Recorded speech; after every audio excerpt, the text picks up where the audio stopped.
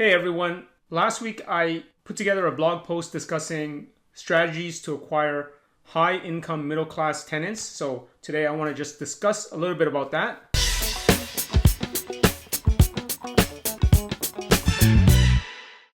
Hi, this is Andy from Sweet Editions, where we talk about generating wealth and creating better homes for our communities.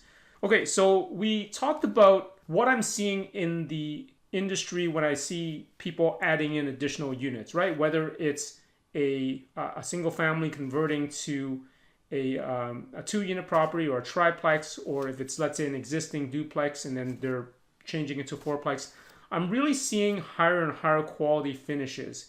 And I really attribute that to, what we're seeing in the real estate market, right?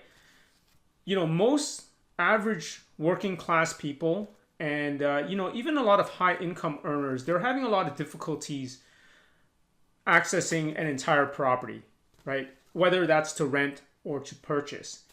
And because of that, a lot of them have to resort to one unit that is part of, say, a 2, 3, or even a 4-unit property.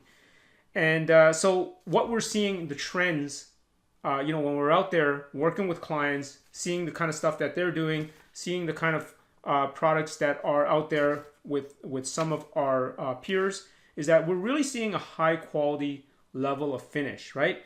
So, the basement second suites that we're seeing now, they're not the very dungeon-like, damp, scary types of basements that we may have seen in the 80s, 90s, and the 2000s. It's really changed in the last 10 to 15 years, with our affordable housing crisis really extending beyond Toronto, across the GTA, Ontario, and of course across Canada as well, especially with markets in Toronto and Vancouver. What we notice is that there's a lot of folks who, again, they have good jobs. They may be working in the healthcare, or they could be working for an insurance company or a bank. And, a lot of them are no different than, somebody who is a homeowner, right? They, maybe they didn't get an opportunity to get into the market, or they were holding back on the market. And here we are 5-10 years later. And really, a lot of real estate, especially when it's closer to the cores of a lot of these cities, they're just out of reach. But they still want to have that nice unit. They still want to be able to access local neighborhood amenities. They want to have access to good schools, access to good community centers and parks. And of course, the units themselves need to be really nicely done. And so this is kind of what we talked about in our blog post, and we kind of broke it down. But I just wanted to highlight some of the main items. So what are some of the things that we've noticed for some of the tenants that are moving into some of these units? And I've noticed them personally as I've been reviewing tenant applications for several properties, and a lot of folks in my network have mentioned that as well. They're seeing very high credit scores, right? To the point where I was quite envious of some of these credit scores. A lot of them were much higher than my own credit score. They have a very discerning taste for the second suites, right? They want to have good finishes. They want to have, nice, bathrooms and kitchens and all the sort of stuff that home buyers are interested in as well. A lot of them have higher than average incomes. And I've also noticed that in terms of, some applications, they even indicate that they have diversified assets, maybe things like stocks, cryptos, and other types of investment vehicles. I'm also noticing that there is a cohort of tenants that exited the housing market because, it seems like real estate has peaked, pretty much every year for the past 10 years, except I think there was a little bit of a dip in 2017. That some of these, some homeowners have, based on their assessment, figured that the market has peaked, that they were going to get out of the market and rent for a while, wait for market correction, and then get back into the market.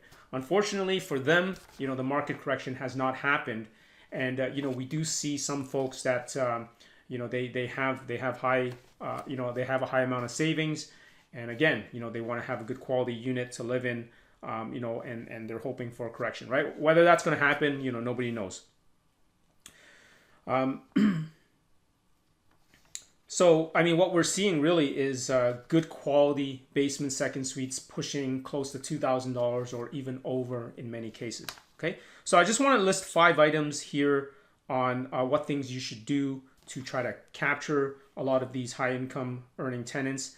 Number one thing, guys, don't cheap out on finishes. You want to focus on durability and quality.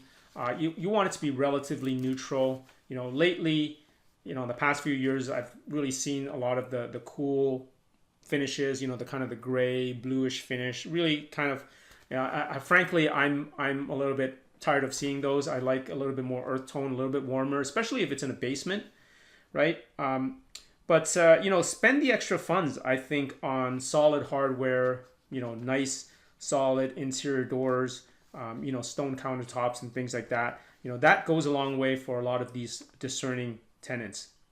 The second thing is, and this is something that I'm guilty of, not just on one occasion, but on multiple occasions, is I'm in a little bit of a hurry to fill the units. And then I ended up with a tenant that's just not suitable, that caused problems later on, right? So, you know, I know that for a lot of folks, you know, you have worked on a rental for maybe 6 months, 8 months, you know, money's just been bleeding out, and you know, you want to be able to kind of get that rented out so that, you know, you get that income, and perhaps you might need that as well for refinancing your property, or there's something else that you want to do. But you know, don't rush it. If it takes an extra month or two, that's okay, because, you know, the last thing you want to do is find a tenant that is not going to be ideal, and then it's going to cause you problems a year or two down the road. So I'd rather kind of take the loss up front and not have problems later. If your unit is well done, it's in a good location, you know, you can charge higher, and you're going to find that tenant that is going to be, you know, wanting to move in. And it's going to be a win-win situation, right? You know, it's not going to be someone that is, you know, overly needy, you know, that's willing to offer you 6 months or a year's rent in advance. You know, that's probably not the type of tenant you want to look for. You don't want somebody very needy. And it's the same the other way, right? They don't want to rent from a landlord, you know, that is desperate to get it filled as well, right? So you want to take your time to find the right tenant. Number 3, treat your tenants well, guys. You know, anything that needs to be repaired, get on top of it. Don't be a slumlord. Don't drag it out and hopefully they'll forget about it, because they won't forget about it. You know, just get it taken care of. It's very nominal in cost in the grand scheme of it. Have a good local handy person that's going to be able to assist you with that, or have a good property manager that is going to be able to help you out with that, right? You know, a lot of times it's just little things during the holiday season, or you know, certain holidays you may want to give some chocolates or wines. That's not going to cost anything, but small gestures like that, you know, people appreciate it. You know, we try to do that. You know, we don't do that all the time, just because sometimes we're disorganized, but we do recommend that you do that.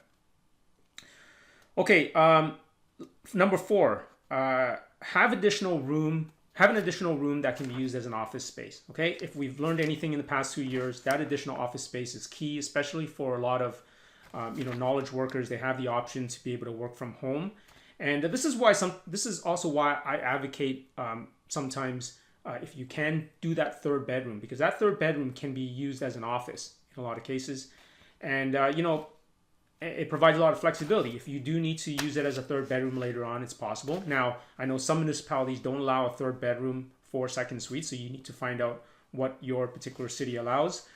But I think it's a good idea. Also, you know, if you have 3 legal bedrooms, that could also mean a potentially higher appraised value for the property. Okay, so you know, make that space available. It makes it a little bit more desirable. And the last item is focus on additional amenities, right? Don't cheap out on some of these things. Again, it comes back to, you know, not cheaping out. I'm not a big fan of shared laundries. I've seen people do shared laundries that, you know, are coin operated. You know, that to me is not attracting you know, the quality tenant that I'm looking for. Okay, separate laundry spaces for each. You know, parking, you know, as much as, you know, we talk about cars going away, you know, parking is still a big thing in North American suburbs. That's just the reality of it right now. You know, unless you're kind of in a downtown location where there's good transit, then that's a different story. But in a lot of, you know, the suburban houses, you want to have that extra parking.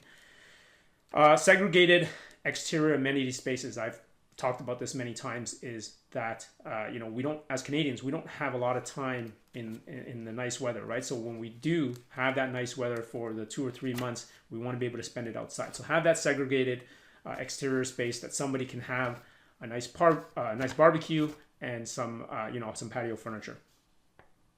Okay, and ideally, if it's in proximity to nice parks, community centers, and schools, that's a bonus.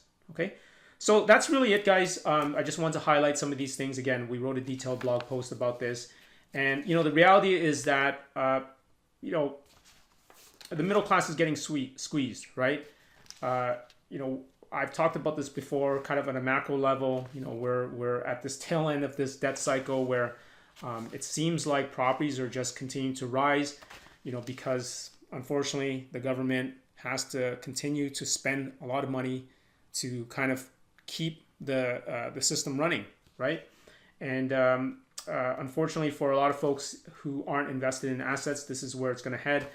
I think that a lot of what we're seeing now is very similar to a lot of other parts of the world where home ownership is not necessarily the default, right? A lot of places in Europe, in Asia, in South America, a lot of families are just renting, and that's probably a trend that we're starting to see here in Canada and in North America.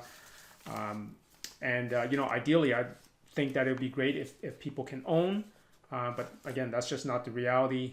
And the least we can do is provide housing and create a nice, healthy, comfortable, safe space for people to live with their families, and then perhaps that is going to over time elevate them. Maybe there's going to be a correction. Maybe they're going to be able to get back into the market. Maybe we're going to get that desperately needed housing supply so that more people can get into the market. But we don't know when that's going to happen, if that's going to happen. So in the meantime, let's work together to at least create a lot of units as much as we can. Buy single family houses, or if you have existing single family houses in your portfolio, think about designing ways to making them nicer, 2 units, 3 units, or even higher. We have more housing supply in the market for people.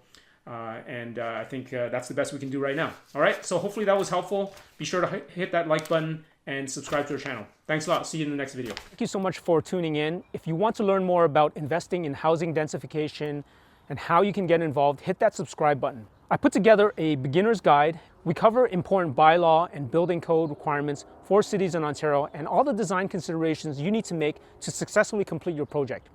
You can download that through the link in the description below. Until next time, to your success.